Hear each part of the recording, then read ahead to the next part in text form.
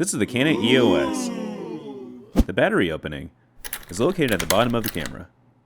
Slide the battery in with the metal tips facing up. Then when you hear a click sound, you're good. Yay! You can check the battery's charge here. To play around with the settings, click this button. You can choose between different settings by turning this wheel. And move horizontally by clicking here.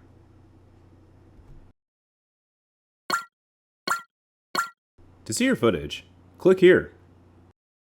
You can also delete your footage by clicking here. To insert an SD card, open the flap, then slide it in. And make sure the sticker side is facing you. Yay! To add a lens, take the lens cap off and line it up with the camera's lines. And twist.